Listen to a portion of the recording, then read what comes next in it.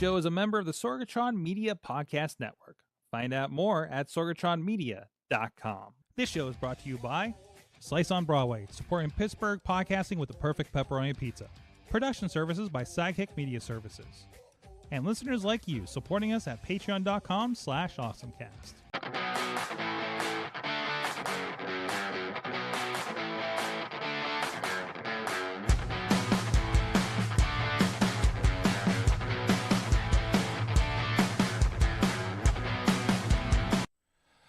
It's time to get geeky, get awesome. It is the AwesomeCast. I'm Mike Sorg at Sorgatron on the Twitter and the Sorgatron Media Studios in Pittsburgh, Pennsylvania. And this is the last AwesomeCast live of the year. And we got a fun one. We got the predictions. We'll be looking at last year's predictions, our awesome thing of the year. And with me, first of all, from Studio C in the Big D of Dormont, PA, he's a gadget guru, a Big Bank International Esquire. He is John Chichilla. That's me. I made it like 2 weeks in a row. It's a record. That's right. And social media expert and famous person in Brazilian TV and recovering from a recent surgery here is Katie Dudas. The Dutters is with us. Hello, friends. Yeah, I got a Chilla again, and I got a you, and I got another friend. I'm going to try to keep picking a random fact to introduce you every week because you have so many. You're like me. We have like so many like walks of life that we've been through over the years. So, also with us of the iPhoneography podcast. I don't have to say that as fast on this show. Dave Podnar is with us. Prof Pod on the tweets. Hey, Sorg, how's it going tonight? All right. If you're with us live... It's going all right now. It's going all right now. Windows update his like 5 minutes before the show and took like a half an hour on our Zoom machine. So we're a little late, and I don't know, it may truncate the show. We'll see how things go here, but we'll try to get right into our predictions and our awesome things and everything. In the meantime, please go check out everything at awesomecast.com. You can email us at awesomecast@sorgatronmedia.com for feedback. Tweet us at awesomecast on the Twitter for as long as that lasts. Facebook, we have a great AwesomeCast group with stories throughout the week. Not that we're going to touch on much, but if you want to see what's going on and what we're sharing over the holidays, that'll be a good place for us to still get together. And also, we've been sharing a little bit more over on our Discord for AwesomeCast. Actually, I started a channel over there of playing with AI, and as we're playing with chat GPTs or anything else out there, Amanda and I have both been putting some stories that we've been writing up or prompting in there here and there. So go check out that, and please share your stories as well as a part of that. And then the Discord is, of course, linked over on the awesomecast.com page if you want to be a part of that. And, of course, please subscribe to us on your favorite podcast catcher. Please leave a review. That is very helpful. It gets in front of other people. And we are live every Tuesday coming up in the new year. Obviously, we'll have a week off. We may or may not have some placeholder stuff. We're working on that right now. But we're here live every Tuesday at 7 p.m. Eastern Time coming up in 2023.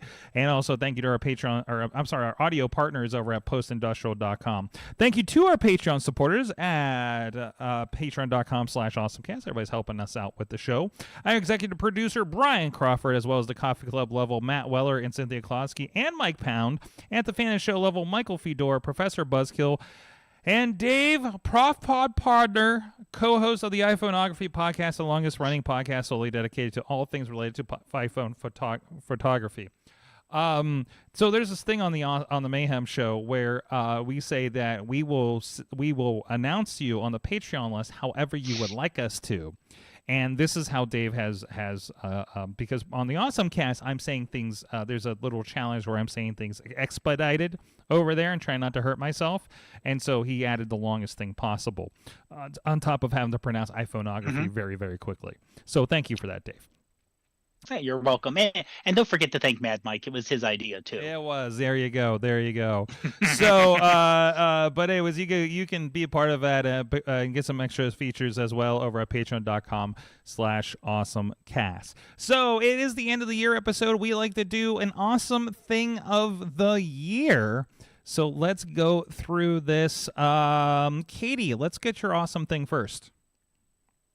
My awesome thing of the year is the how happy I've been with the upgraded cellular service across the country and being able to use my phone as a hotspot. Mm-hmm. in much more places than we've seen in a long time, and it's made my working from the road and creating content from everywhere so much easier. Mm-hmm. And you've had a lot of practice. You've had a lot of practice that this year, probably more than any, right? Oh yeah. This was the most traveling I have done in probably ever this last year, and being able to, like we've said, it's been consistent and it's been great, and I greatly appreciate it. Thank you, Verizon and other companies, for finally getting that figured out and making a legit hotspot of our phones. I can't remember if I said this somewhere on the show, but I remember I had this realization recently, because my awesome thing of the year also is a high level of connectivity. Because I remember like thinking about like how much of a pie in the sky thing like in the early 2000s was going to be. It was like, oh, we can just have internet persistently everywhere. It was like, that'll never happen out in the middle of nowhere, right? That'll keep being, that's a city thing. That's not an out in the country kind of situation, right? And there are dead spots if you go to like really remote areas. I mean, I think we both see it in our hiking and adventures as well. My awesome thing is that, again, like you, that high level of connectivity. But it's not just the cell things. We talked about it a couple months ago. I was able to help produce a pay-per-view on the Wi-Fi on the Alaskan Airlines plane, right? So, we got to play with a little bit, thanks to some people bringing them on site for some of the aero competitions. We got to, I saw Starlinks. There were Starlinks at like 3 competitions that I've been at. I don't know if you weren't at Formula, but you were at the second Formula, and there was just like a Starlink in the corner in the design tent. It was just like, oh, okay. Then that's a satellite internet for those that aren't aware. On top of like, we basically streamed from almost every situation this year thanks to devices like our LiveU. Everywhere from arenas to ice schools to community buildings to tents in the desert to tents on the tents in the middle of a racetrack. Literally the only place we had difficulty with that, but still was able to pull it off, was literally in the middle of nowhere south of Tucson.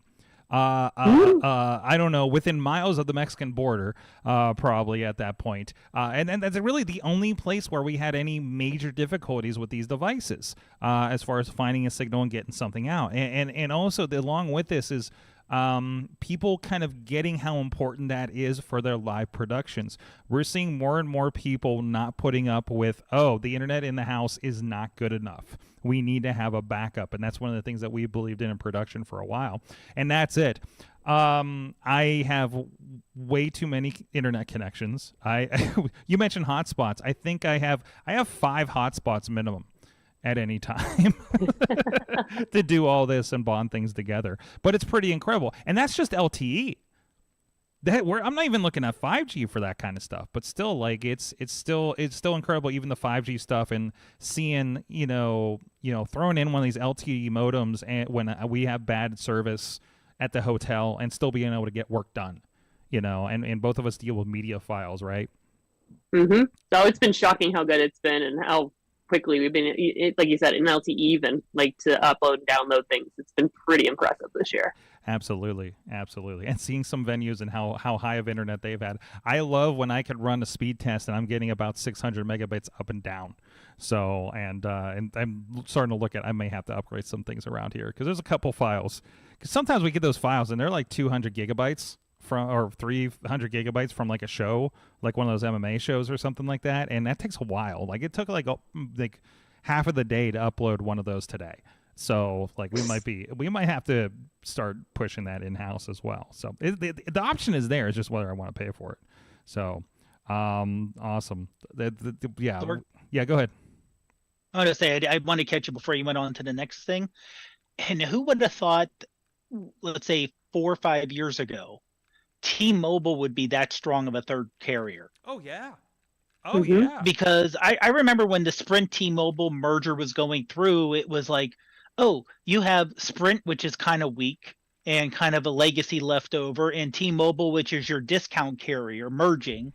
They have no chance against Verizon or AT&T, which are these huge, AT&T, which at the time owned Time Warner, and Verizon, which own Yahoo and other things, and you have this only cell phone carrier without the major media behind it, and they're a viable carrier. Mm-hmm. They're a viable third. It isn't, I mean, I have AT&T just because I've had it, and I don't want to deal with the switching. But it doesn't seem like it's not like Verizon, AT&T. Oh, and you're going for the cheap T-Mobile. They're pretty equal, and I don't think anyone would have, outside of a T-Mobile person, employee, would have predicted that years ago of having 3 viable carriers. Yeah, and I use all of them to get a stream out sometimes. Yeah. John Carbon, old friend of the show in the chat room over on YouTube right now, says, "I'll be honest, I'll be a little sad when we start getting consistent cell service while camping." So. Yeah. And somebody just brought down and finally bought a cellular flip phone at Walmart. Welcome to the future, or welcome to a decade ago, I suppose. But anyways, no, it's been pretty incredible. And I know for us, like it's very rare that all 3 of those carriers are going to be out too, right? Like we'll go to one place where it's like, oh yeah, we have like Verizon towers around here, but nothing else. It's like, great, that doesn't help half of your people here, right? Or AT&T like eat to buy when we were in the desert and I couldn't get anything else to work. So it's good to have options when you're doing something like that. So all right, let's keep go ahead. I did have a quick question for anyone that's using it. Does anyone have cellular on like an iPad or other type device and they're using it like as a share? I can tell you I got 2 iPads right in front of me that have cellular, but I haven't used either of them on cellular for a couple of years. As like a hotspot or anything. No, okay. that shouldn't operate too differently than what the phone does, right? No, the one interesting thing that someone told me is, like, you can go, if you use an iPad, and I was interested to try it, if you have an iPad, because of the battery life, and it's really meant to have the screen on, if you're just using it as a hotspot, it lasts like well over 24 hours. Ooh, okay. So I was interested if anyone has actually tried that. No, there might be something on the newer ones as well. Like maybe that's something on the M1s. This was before the M1 or M2 came out. So okay. Chilla, since we got you up here, what's your awesome thing? My awesome thing of the year is keyboards. I realized I had a problem, and I continue to have a problem. I've talked about replacement keycaps. One of the cool, if you go to, I think it's the first, yes, it's the first link. There's a keyboard that has been announced that looks pretty darn awesome. It actually is a keyboard, and there's an LED display underneath it. Ooh, okay. I don't know if that's playing the video, but like as you type, there it is. You can have all kinds of stuff. It can be reactive. It can have all kinds of different videos underneath it. There was one with koi fish that I saw. There's a car driving by. There's a Matrix look to one of these. I like the one that looked like it was like fireworks or gunshots kind of going on behind the keys. Mm-hmm. Or like little, it looks like almost like there's bang snaps under there. Mm-hmm. Yeah, so I've just been really into keyboards lately. All different sizes. Some have number pads, some don't. Some are 60%, 65%. There's all kinds of craziness when you get into your keyboards. There's different key types. Some people like the really clicky. Some people like shallow. I'm just a huge fan of keyboards. And how many do you have? Do you have like a whole stack of them? Are you actively using them? Well, just within reach. Yeah. Oh no. Here we go. This is what we call the AwesomeCast Tech Reach Test. Oh jeez. So here's two. Oh here's no. Oh no. The camera's going crazy. Here's one. And then there's the other two recent ones are behind me. Oh, you have to look back and see all the crazy Wayne's Worlding that just happened. So just I don't know. Like some of I've been going. Some are wired, some are wireless. Oh, there's another one back there. So there's another one within reach. I usually try to go wireless, and I try to go with a device that will actually support more than a single device, because with where I'm sitting, there's 3 devices that I can connect to. So having a device that can connect to at least 3 is definitely helpful. Or if it's wired, I have a switch too that I can use to switch between devices. So, and I see you're using kind of alternate. You have kind of alternate versions in here. There's the macro pad we were looking at here. We'll link all these in the document. Let's see, an RGB mini keyboard. The Ducky macro pad looks pretty darn cool because it has a mini OLED screen, and you can program that with, I can't remember how many, 32 profiles. Jeez. And you can scroll through them, right? So there's like a little toggle button at the bottom, and it'll tell you what each key does, and you can create the macros to be whatever you want. And it uses the Ducky scripting language that works across Windows, Mac, Linux. That one's more pricey than it looks because it's $70, but then that doesn't include keys or a cable or switches. Yeah, let me get to see if sorry, I'm on a slower iPad right now because my main iPad wasn't charged. And you get to put it together yourself, which I thought was pretty cool. There's a lot of that putting keyboards together thing happening these days. I noticed. Like, I think they were talking about it on It's a Thing. Like the clicky keyboards people have been doing. Like, there's been a big movement for that, and people getting those. Not great if you need a keyboard when you're podcasting. By the way, I recommend against that. But still, like, there's a lot of good. So you're gonna start the Awesome Keyboard Cast in 2023. Is that your prediction? That could be my prediction. I am with this, by the way. This is a good idea.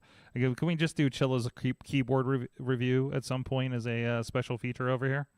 I can definitely do that. Oh, send me the video. It amazes me, even the cable. Like, people get crazy about the coiled cables. There's all kinds of craziness. Love it. You can do the keyboard of the week. Keyboard of the week. We still got to boop you. We still connect and hand over the boop because Katie wants it back. So Katie misses her boop. I miss my boop. You missed the boop. Missed the boop. And then here's the last one. Yeah, it was the Logitech G915, 10 keyless light speed wireless RGB mechanical. Ooh, I need to upgrade. I don't even have a good mouse. I'm using that wireless one you suggested months ago because my Amazon mouse quit on my desktop. So I just grabbed the wireless that I've been carrying with me as a backup out of the laptop case. But anyways, Podnar, what is your awesome thing of the year? And honestly, it's something that has probably one of the smallest impacts of anything else that anyone's going to talk about, but it's the Artemis mission for me. The fact that almost 50 years to the date of the last moon mission, crewed moon mission, going back around the moon, and just how perfectly everything went. Now, the launch was delayed a couple times. Partially, this is a new thing, partially out of precaution. You know, this is a very, very expensive thing. You don't want to just, let's launch and see what happens. But just how, you know, the launch, the transfer to the moon, going around the moon, the photos from going around the moon, coming back, the splashdown, everything just went 100% the way it should have. And for basically new technology, first time out, this is of course why you do it uncrewed, just in case something goes wrong. And then you run into, you don't want to do first things when there's people on there. But just the fact it worked so perfectly, just kind of mind-blowing how perfect it all went. And of course, they're going to spend, months and months and months going over the data and seeing how it actually performed. And, they actually had 3 Moonikins, as they called him, testing the spacesuit, testing the radiation that's up there, testing, the G-forces and re-entry and launch forces. So they have to go over all that data, but nothing, as far as I can tell, is giving any pause for the next mission, which will be crewed non-landing mission, which is basically going to go around the moon just to test and make sure that the people can, people can actually work in here, and there'll be 4 people on that one. Nice. And then a couple years down the road, 2025, hopefully 2026 at the latest, will be the landing on the moon. It's happening. Yeah, which for it's just how long it's been since we've gone beyond low Earth orbit as a species, 50 years, to say, yes, here are the plans, here's the budget.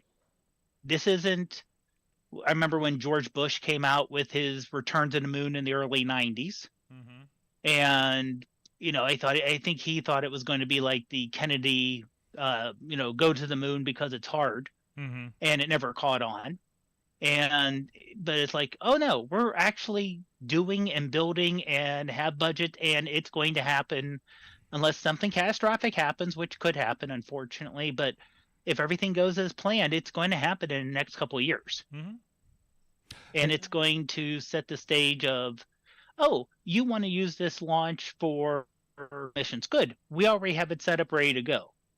We've planned that. This isn't just get them to the moon and then see what happens. It's, okay, we're going to the moon. Let's build a whole system to get everything going. So I think this is going to be a huge, hopefully, maybe not all this on this panel in 30, 40 years, but where people could say that, hey, I remember in 2022 when this thing got started, this was the beginning of permanent settlement on the moon, or this is the beginning of further exploration out there. Love it. I love it. I can't wait to see where this goes. Yeah. Excellent. You have a secondary thing here too. Yeah.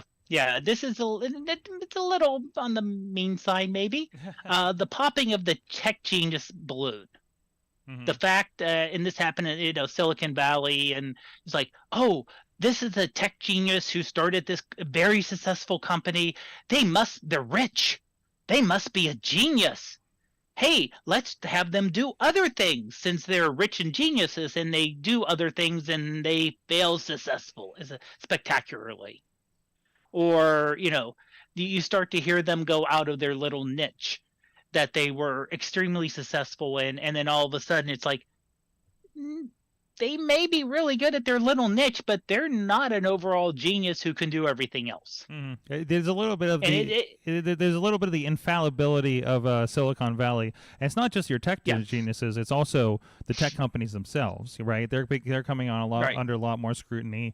Everybody's kind of looking at them with a little bit of side eye at this point.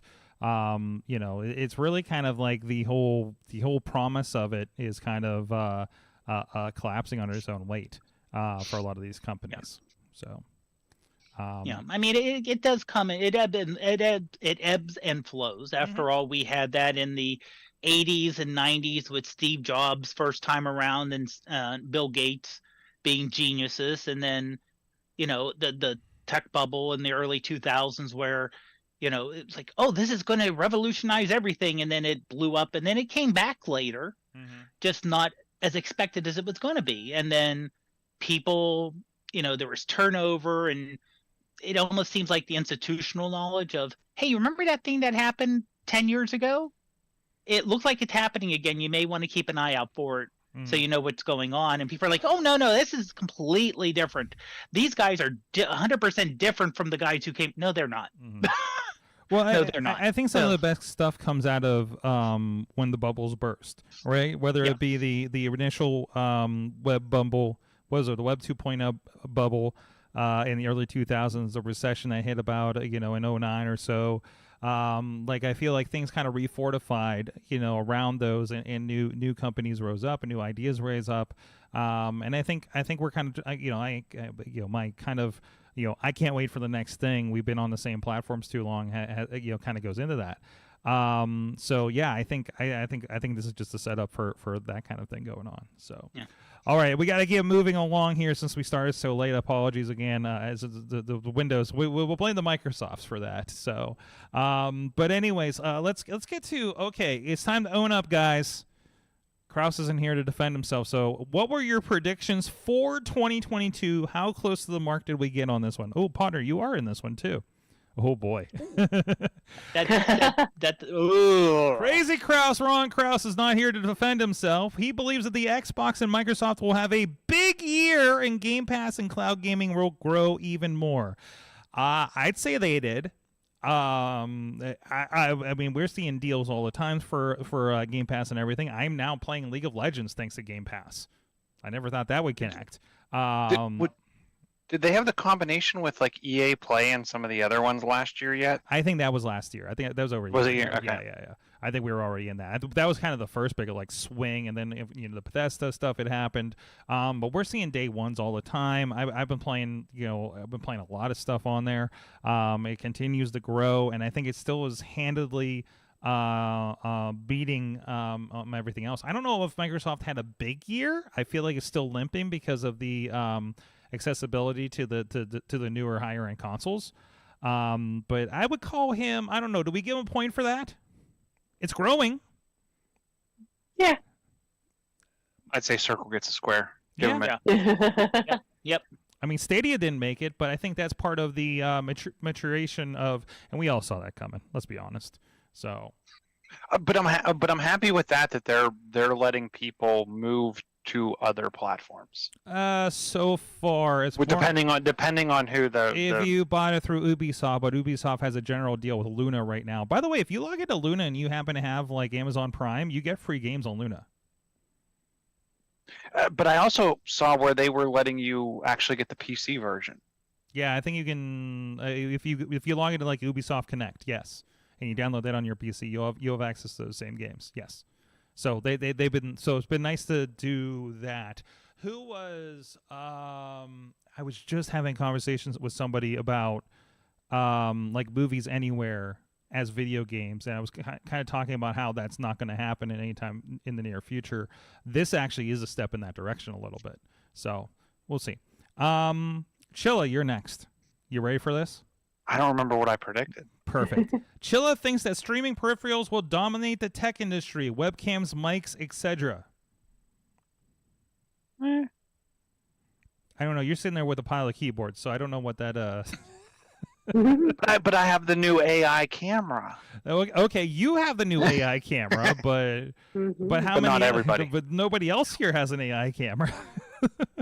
I think Katie's on her MacBook, so I am. There you go. And her audio is always. Are you just using your AirPods as your mic? Yes. You always sound good. Mm-hmm. Cool. Thank you. Yeah, it works pretty good. Eventually, maybe this is the year where I get everybody who doesn't have them dedicated headsets, just to sweeten it a little bit, just a little bit. But no, it's perfectly. I've heard worst podcast sounds from people from major publications doing podcasts. So I think we're on the right track here. Podnar,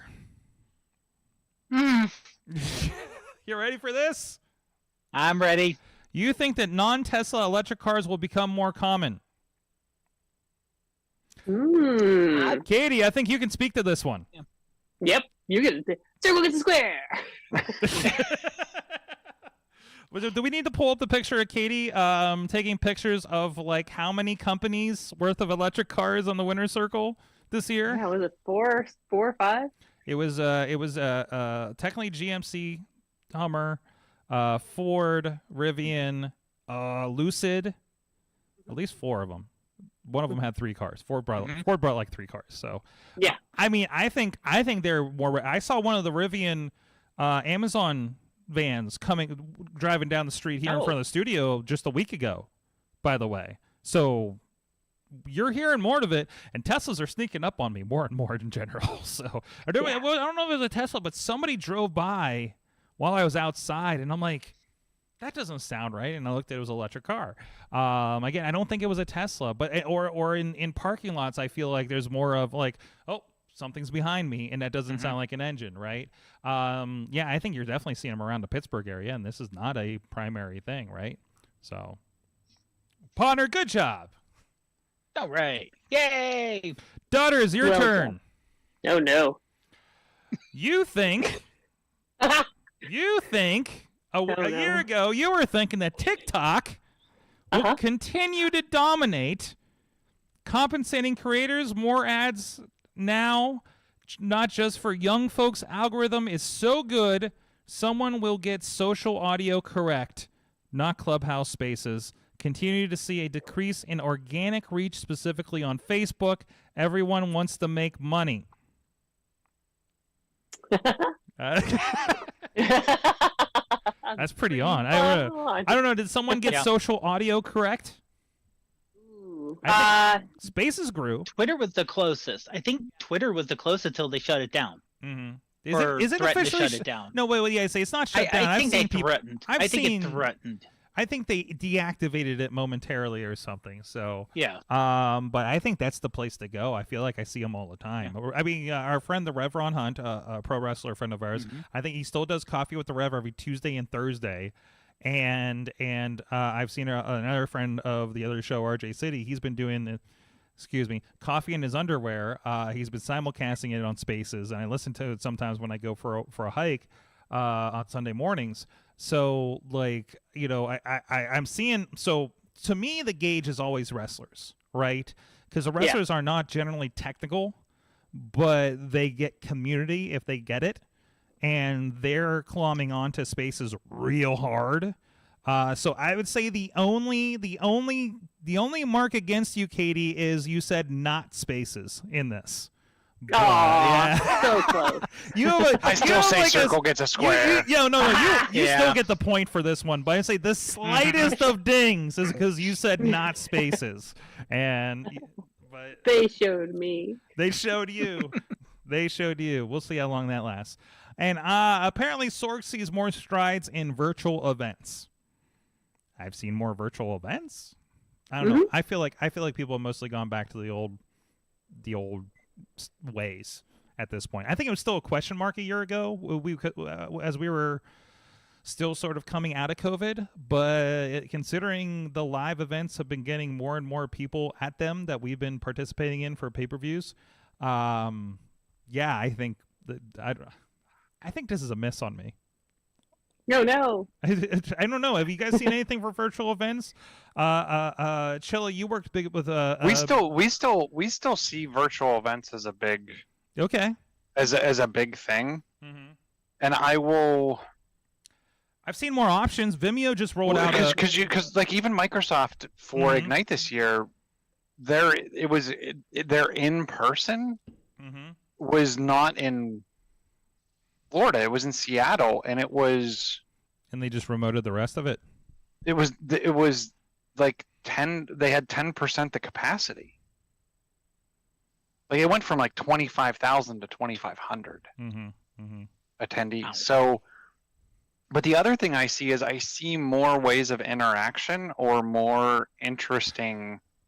For the smaller ones, it's like I don't know if it's the budget differential or what, but. Like more of the QR code check-in stuff that can kind of follow you around. I think that's it. I haven't been involved in a lot of the corporate stuff. At least the ones I do have events that have to be in person for the most part this year, and it reverted back to that. But I guess you would see more of it on that. I see more tools. You know, I listen to I mentioned on here Office Hours .global.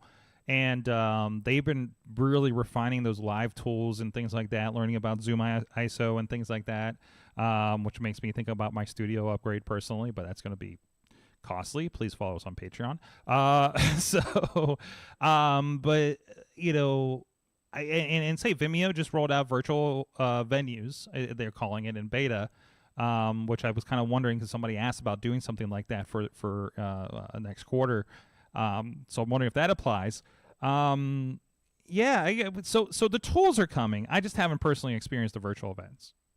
Well, I was surprised because even like Stream Deck, they have that new Stream Deck that has like 6 or 8 buttons, and then it has like a small touch panel and then a bunch of knobs. And physical knobs. Yeah, that got me very interested. Yes. If that can interface with my my ATEM minis over here, that'd be really good. Okay. All right. So Sorg, from the corporate side. Yes. Right, because you're dealing with the conference size more than I am for your company. Right. And we have people expecting a virtual option now. Yes. So we have attendees saying, "Oh, will there be a?" I'm the way they're asking is like, "Oh, there's going to be a virtual option for this, right?" And then we have to say for a lot of times, "No, there's no virtual option, or it's very limited." Right. And that's, and this is also for training, because the other thing we do big is training. And our big training class, went almost 100% virtual for the last 2 years. Hold on. He's having a cat. He's having a cat fight. Yeah. And more cats on the internet. Exactly. And we're transitioning, I think, mostly because of the instructors going back to in-person versus virtual. Just in terms of them dealing with 30 people in one room versus the 30 people on a Zoom call. I think the instructors prefer it that way. Right. But the people and the companies love virtual, because you only then have to say, "Oh, let's say this is a 3-day training from 8 to 4:30 or 8:30 to 4:30. That's 3 days worth of work, but it's only 3 days worth of work. So, no hotel. No travel. No meals. No losing an extra day on either side because of travel. You're literally coming into the office, so during lunch you can catch up, or if most engineers are salaried, so they're exempt from life, so they can say, "Oh, after your training's over, stay an extra hour or two." So, Katie, to catch up. Katie, you and I were both looking at a learning opportunity here in the next month that it looked like it had 2 virtual Zoom calls leading into the in-person that week. Yeah. I'm real curious to see what that is. Yeah, when I saw a second one, did I forward that to you? It was about creativity. Because I signed up for a membership for the museum, so now I'm getting all those emails now. And there's a lot of courses and workshops and things that apply to business and creativity and things like that. So that's, if you're not in the Pittsburgh area, look at the Carnegie Museum system for things like that. And if you're not, check out the resources in your area. No, I thought that was really interesting. So do I get a point for this then? I think I earned I guess I talked myself into a point. Yeah, I think you did. All right, let's get to predictions. It's getting pumpkin time for Chilla since we started so late. So let's start with him. Chilla, what is your prediction for the next year? Did you already pumpkin out? Nope. Chilla, we can't hear you. I'm double muted. Oh no! Chilla will figure out the mute button. I will figure out the mute button by the end. I will buy more keyboards. I don't have a good prediction. Oh, we gotta get him a boop. Gotta get him a boop. I need a boop. Chilla will get a boop. That's right. Do you need a minute? Do you have to get out of here? Yeah, I don't need a minute. Do me last, because I got to. Do you last? Okay, all right. We'll roll through this. Katie, what's your prediction? Well, one is already starting to happen, and especially if you're in any sort of tech space, you are seeing AI take over everything, from writing posts to creating your resume to cover letters to, everything in between. That you're going to see a lot more AI. I'm not sure what that means for our jobs in the future, which is kind of interesting, how that's going to be changing. And maybe we get different responsibilities working in the social media world, because some folks may be switching over to a little bit more AI. And but yes, everything's going to be AI all over the darn place. Okay. And then the second one I had was, sorry, my mouse is dead. Is that we're going to see a bunch of new social media platforms, because the big three are currently in their process of shifting or falling apart. But I think we're going to see a bunch pop out in the beginning of the year, and then we'll have some clear, like a new. I don't know if we'll have a brand new set of like the big three or big four, but I think we're going to have something. Something is going to fall from grace, and we're going to have something else replace it that we're all going to be on and using consistently. You and I are in the same mindset, because I just wrote mine and you're saying it. I'm like, I think you just said what I wrote. Or vice versa or something, because I've been thinking about this too, about the new social media. So let me give, because I originally put new platform become part of the must have social media toolkit. Like there will be a new, like, no, you have to be on Facebook, you have to be on Twitter, you have to be on this, right? Yeah. Whether that's Hive, Mastodon, something. I don't know. I'm not gonna predict Mastodon's the thing. I'm worried it's gonna be too difficult to become the thing that like Wendy's is gonna be on, right? And that all of our clients are gonna want to be on. I see opportunities. I talked to you about that one opportunity that I think I saw with it. Then we need to talk about that for 2023. So we've been having a conversation here internally about video versus other social media, because I think, and help me out with this, Katie, I think when we think social media, we think we need a copywriter, community person that can do some visuals, right? Like that seems like the standard skill set. And part of the conversation we have with the person that's really good at that skill set is, I hate everything's in video now. And it's like, okay, well, this is the next step, right? And it's been leaning this way for a while. So I think, and I am still trying to kind of say how I want to see this. I think you're going to have, when you think social media department, geez, I feel like this has already happened for bigger companies, but I think this is going to happen for smaller companies, I think now. You're going to have, it's not going to be, I need a social media person. It's going to be, I need a copywriting, the tweet. You need a content creative. But like the static versus video is what I'm trying to get to, right? I think there's going to be a separation of skill sets there. And again, bigger companies get this, right? Bigger companies know they need to apply their media video department to the TikToks and everything, and then you have your copywriting English degree people like doing that, and doing the tweets, doing the posts, and making sure all those are concise, right? Because those are two different mindsets, I feel, and not a lot of people can do both well. And pull those together. So I think you're going to see that video versus, I want to keep calling it static text, just for a lack of a better word.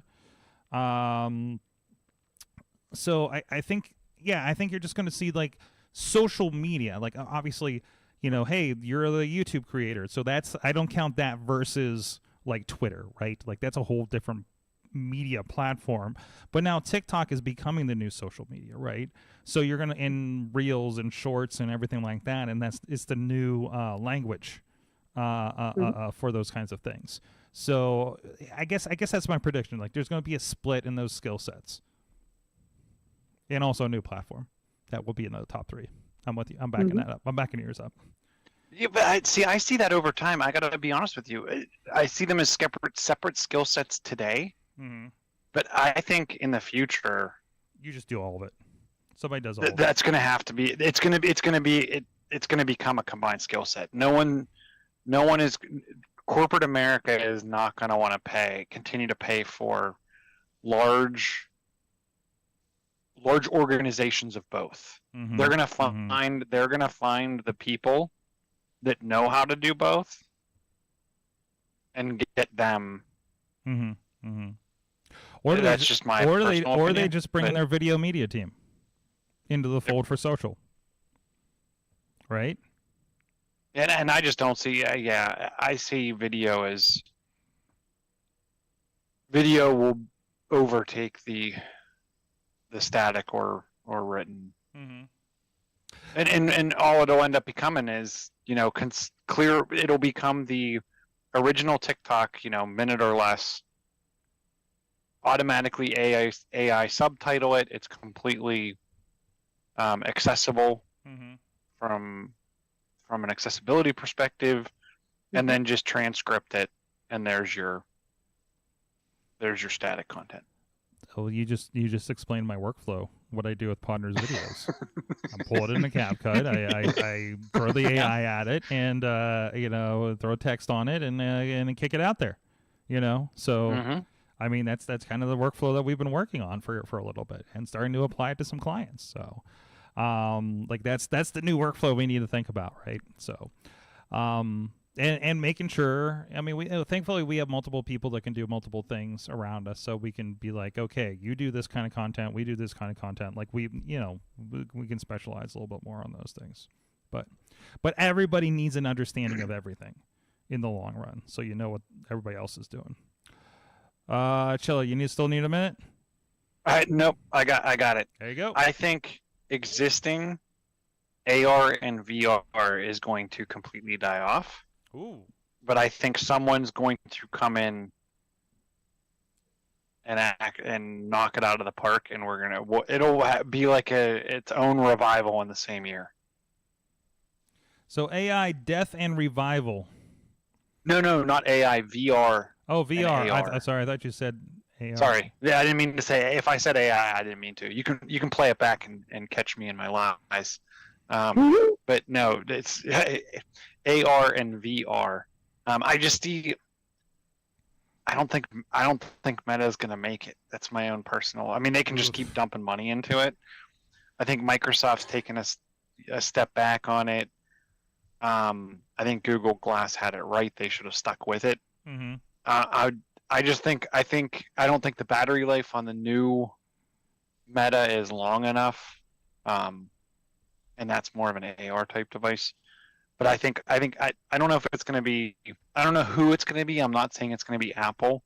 I don't know. I don't know. I think someone's gonna figure it out. But so I think we're going to see like I said, I think we're going to see it die off, and then someone knock it out of the park towards the end of the year. Does it feel to you guys collectively here? Does it feel like all of the major players are vulnerable right now? Like exceptionally vulnerable across the board. Exceptionally vulnerable. In like all of tech. So like, and that's. I feel like this is the most. I don't want to be chaotic, but unpredictable. Like for like every inch of technology at this point. Like I've never felt this way with the changing of technology from top to bottom. And it's exciting and kind of nerve-wracking. If you work in the space, yes. Well, I think the only thing that I see not changing right now, or really in any time, is the operating systems for cell phones. I don't see a third coming in, either taking out or between Android and iOS. I don't see a third coming up, mainly because like Samsung tried and failed, and then everyone's trying. It seems like the only way, unless someone truly comes off from truly out left field, because everything else has been, what we're going to do is take the core of Android and split it off like Amazon did with Kindle, and they were trying to do with the Kindle phone, or Facebook with their Facebook phone. And that doesn't work, because if people want Android, they want the Google Android, their flavor of Android. And unless someone really comes out of nowhere and says, this is our new phone and it does all these things that you want to do, and we can match hardware and software and everything else that everyone wants on the current duopoly. Well, I think you're on the right track there, and I think when we talk tech, we talk about things that are kind of platformless, right? When we think OS is for I'll call them legacy devices, be those computers, desktop, laptop, tablet, and phone. I think those are baked in. Those are very mature operating systems for everybody, right? And I think that's where it is. 6-8 years ago, when iOS and Android were still like adding cut pace, there was room for a Windows Phone to try to eke in there, right? So I think, but anything that doesn't already have that established, like VR, the platform of VR is not established, right? Anything on the web that is not, that's still a Wild West, and can be a Wild West. It's kind of become a little more tamped down in recent years, but hey, we still pay for the internet technically, with our tax dollars. So like it's there's like, what is crypto gonna be? Yeah. Right? Right? Like, Yeah. what the hell is crypto gonna be? It has gotten shaken up, and it's a very baby technology that a lot of people sunk a lot of money in. Or is it going to be cutesy gifts, or is it going to be a currency, or is it going to actually have other applications that actually help people? I think that's it. I think we should not. Okay, can I add a prediction midstream here? There will be God, I don't want to make this too broad. There will be, let's say, a significant new application for blockchain. Let's call it blockchain. That's the underlying technology, right? New blockchain use. New highly touted I don't want to say that it's going to be an important thing. I don't think it's going to be the thing where we finally attach a blockchain to our medical records or anything like that, potentially. But there will be a new, like, because when you hear blockchain, what do you think? Cryptocurrency, and you think NFTs, right? Is there anything else for blockchain off the top of anybody's head right now that everybody's talking about? They're like, okay, look at the stupid NFT these guys have put out over here, and look at all the money that what's his face just lost. And I'm getting emails from everybody that has a crypto wallet about their Chapter 11s right now. BlockFi, glad I didn't put my money in that, because I keep getting updated emails about their Chapter 11 status. So I think somebody else is going to unveil. And we're doing this with blockchain. That will be the next thing that's hopefully important enough, not hopefully, but it becomes important enough that we're joking about it on Colbert. Like, that's kind of like, everybody kind of is talking about this kind of thing, right? So we reached that today we reached that this year when we had crypto ads during the Super Bowl, right? And crypto, the crypto whatever arena in LA. We'll see if that name sticks. I think they're already changing it. What did I say? We'll just call that new blockchain technology. Podnar. Yeah. So the first one is actually is somewhat related to my prediction from last year. But just talking to people in general, when I start to talk to people about electric vehicles and, the changeover, one of the first things you hear is, I like the idea, but I like hybrids even better because they're kind of a halfway in between. And I don't have to go full electric, and I don't have to worry about charging. And I'm thinking, well, everyone has pretty much everyone, if you have a smartphone, you have to charge it every day. And that's kind of the mindset change for EVs. But I can see if people, and hopefully in the next year or two, the supply chain will be better for cars and everything in general. And, they'll actually have cars on lot that you can actually purchase. But I can see where hybrids are coming, people will still want the full gas, but I can see where people will say, I'm willing to accept a hybrid, but it's not your traditional, tree hugger. I'm getting a hybrid for eco reasons. I'm getting a hybrid because it's a better vehicle. And people just going for it. And you're already seeing that in some of the car reviews where they're reviewing like the small SUVs, the RAV4s, the CRVs, the Hyundai Tucsons, the Sportage. And they're saying, oh, if you're looking at this small SUV, get the hybrid. Not just because you're saving gas. It's just the engine's better. It runs better than the full gas one. So I can see in this year, let's say, like I said, assuming we're not crashed into a recession, and the supply chain starts coming out and people needing new cars, people going for hybrids just because they're the better vehicle. Not for, partially because you get better gas mileage, but more just when they drive, they're like, this is a better vehicle than the straight internal combustion engine one. And hopefully a little bit more of the plug-in hybrids too. And that'll give people a little taste, because the newer plug-in hybrids are doing 30 miles on electric only. So I think we forget about that. Technology has continued to progress even on there. Yeah. Right. Exactly.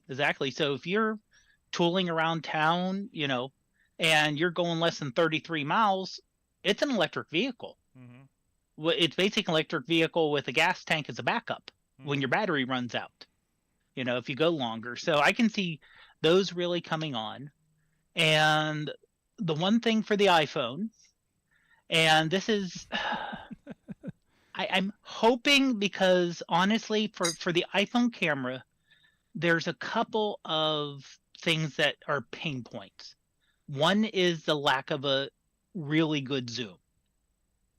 And I'm really hoping the iPhone comes out with a periscopic zoom.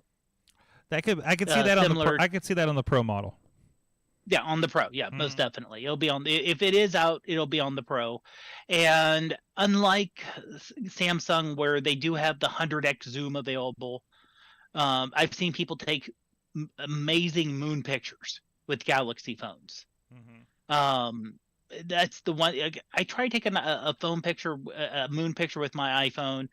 It stinks. It doesn't. I mean, I can get it in the right conditions, using third-party software, using post-production on it, but it just doesn't look that good. And I love, as you're talking about better picture quality, you dropped down you dropped into postage stamp mode. I see that. I don't know why that happened, but as far as I know, Ruth isn't streaming. But no, so I'm hoping they won't go for the 100x zoom. They'll go for, right now, because you can go 3x optical. Hopefully they'll go up to a 10x optical. And then digital for a 30x maybe. And of course they'll say, this is the greatest zoom that you've ever experienced in an iPhone, and see, look how much closer. And people will be like, yes, you should have did it 2 years ago. But I understand it's hard to put out tens of millions of units for the zoom per se, because the only way to do a periscopic zoom is physics. You can't do it in software. It breaks down. You need physics.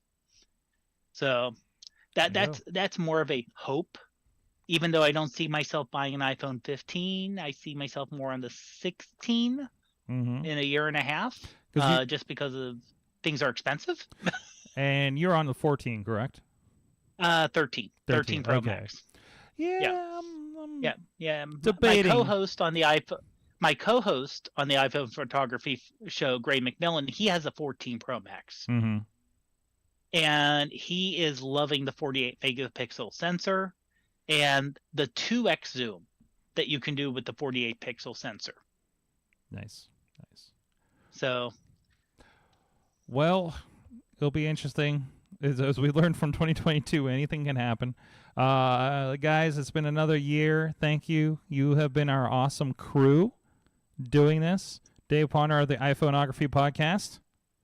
I think he just illustrated Thanks for having me on. He illustrated what that sounds like there, I think.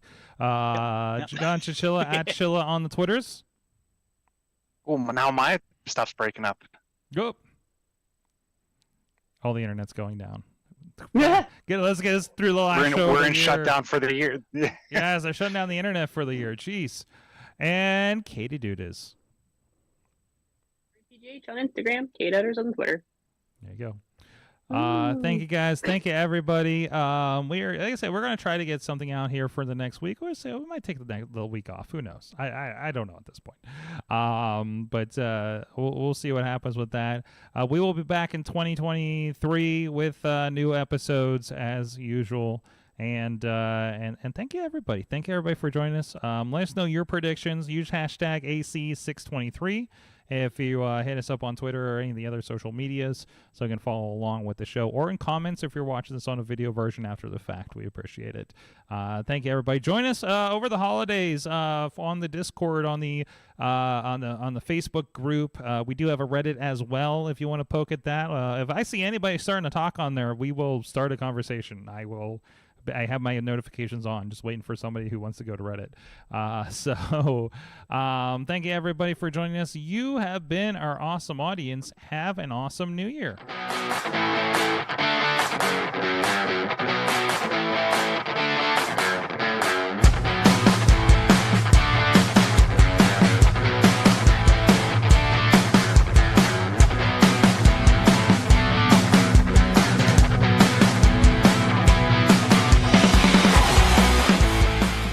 This show is a member of the Sorgatron Media Podcast Network. Find out more at Sorgatron.